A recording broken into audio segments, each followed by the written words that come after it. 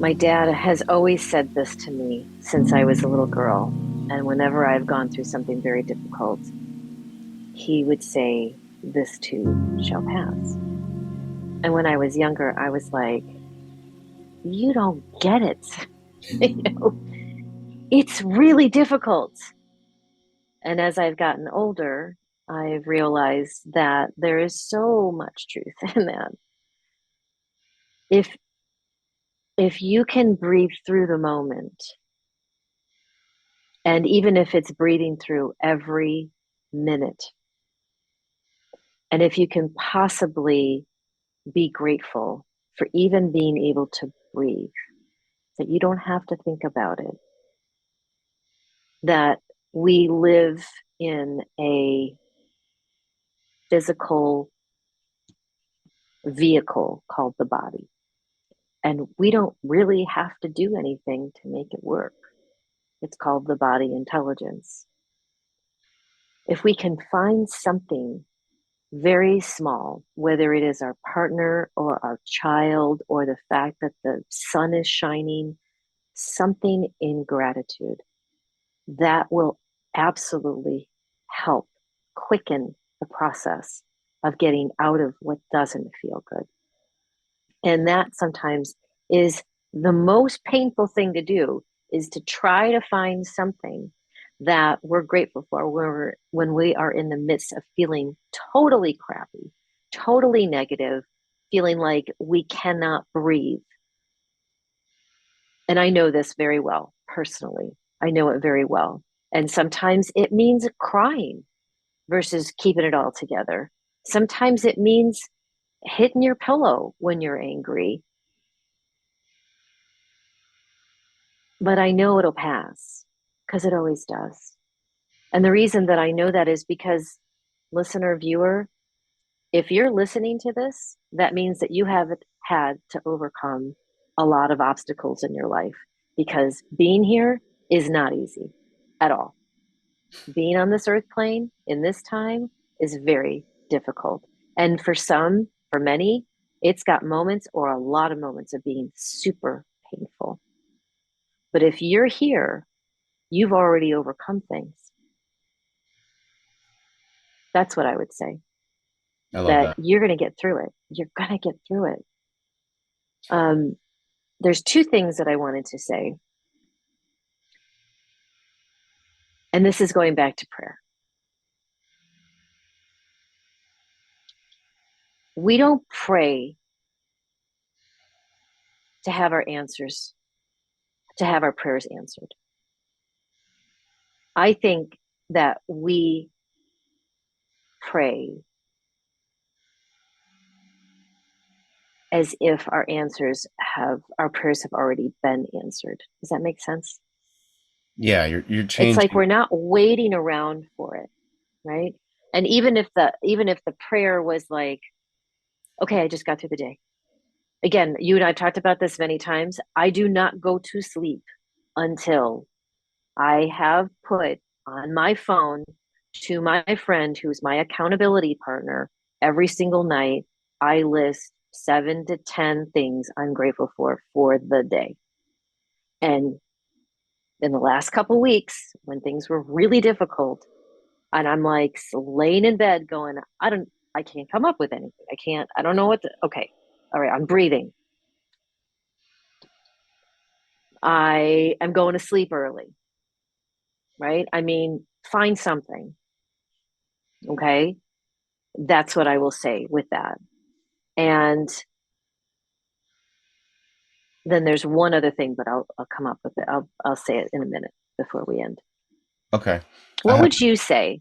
What yeah. what what is your kind of go to, or what would you say to the listener or viewer in the midst of real challenging moments? Well, similar to you, certainly would echo everything you said. Absolutely. And I'll add in again, this beautiful reality that we're living in is physical and multidimensional. So, what are physical things that we can do as well? And I find different forms of movement extraordinarily helpful Yes. when I'm when I'm going through like the heavy stuff for me personally, it is a physical thing. It's sometimes the kind of physicality where I'm like, I can't move. I'm so depressed. I am immobilized. But that is a physical outcome and a reaction from an emotional state, energetic state. So what can I, what do I do when I'm immobilized with whatever that might be, depression, etc.? Well, then I'll forgive myself immediately and love myself as best as I can in that moment for not being able to move or do anything. Because they usually sometimes fall on days where I'm like, I wanted to do all of this stuff. And now I can't do any of it. That's okay. So then I'll still get physical though and be like, well, I can't really move, but I can breathe. Maybe I'll do some breath work. Great. I'll start to use oxygen, which is literally a drug in a sense that we can all, or a medicine maybe as a better word, that we can all literally get high on and help us move from one state to another, which is Yeah. amazing. So even when I can't move, let's do some breath work. Let's use that oxygen. Another thing too is, and I've really been getting into this, is like the consciousness of water. I mean, when you actually dive into this idea, and this is a whole other podcast, but basically when you actually break down our molecular structure, we're 99% water. We're not 70% water. We're 99% water. So I even recently, I'm like, well, I've got no energy, but I've got some natural spring water I can drink, and I'll just really drink the nicest water I can possibly drink today.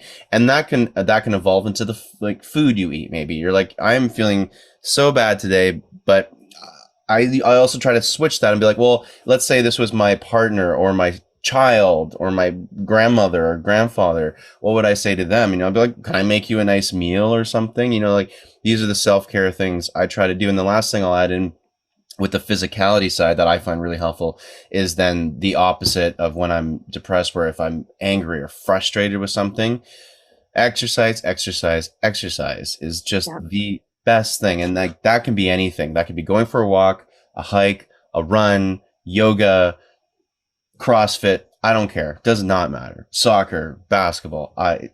Irrelevant. It's just whatever excites you, whatever sport or activity that you really gravitate towards, that feels good, and just literally like just lean into that. I've had some funny moments where I thought I just needed to go for a walk, so I went outside, and it's fall in Vancouver here, so it's off and on rainy season. And I went outside and it was rainy and I'm feeling like crap, and I'm just like, yeah, I just got to run. It was nighttime, it's dark, it was just pitch black, rain. I'm like, I'm gonna run, and I literally just ran for 20 minutes aimlessly around my neighborhood, and I felt like by the end of it, I felt like I was literally playing a video game, and I was getting more and more out of my body as I was running and being like, turn left, turn right. And I'm like playing this game where I'm the avatar running through the streets of Vancouver in the crazy rain, and I'm just drenched. And I came in after that. I was like, I feel much better. There you go. Not as pissed off I don't, anymore. I mean, you don't have to buy anything to do something like that. No.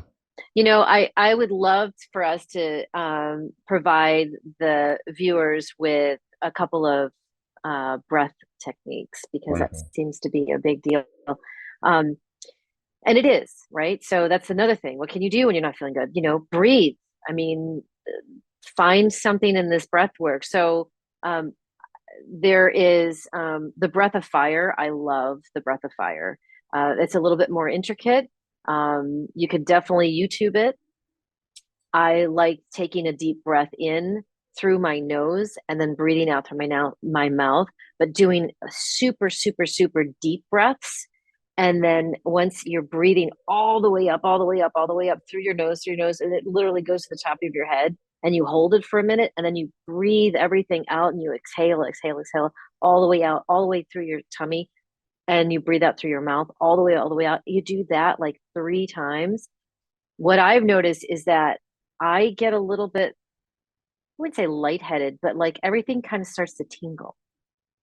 And I shift. Well, why? Why is that? Well, physiologically, we've just actually entered a completely different way in which our breath, we're like reintroducing more air, right? We're totally cutting off the cortisol chemicals that we're feeding, right, our minds and our bodies.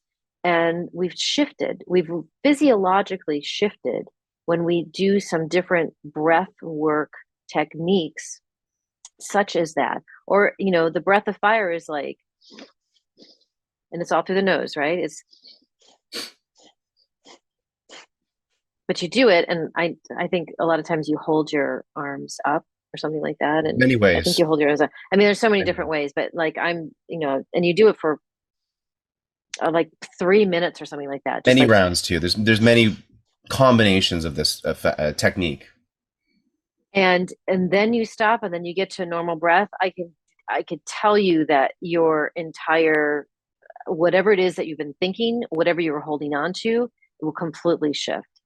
So we will put in the comments a few different techniques, and we'll put little links to where you can find those.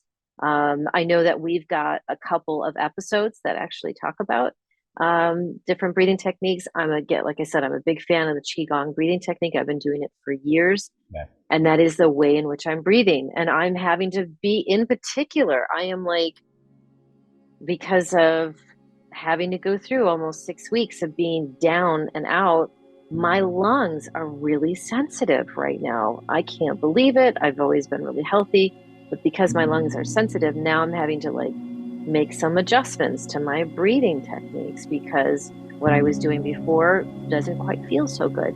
So listen to your body intelligence. I mean, it's really, really important.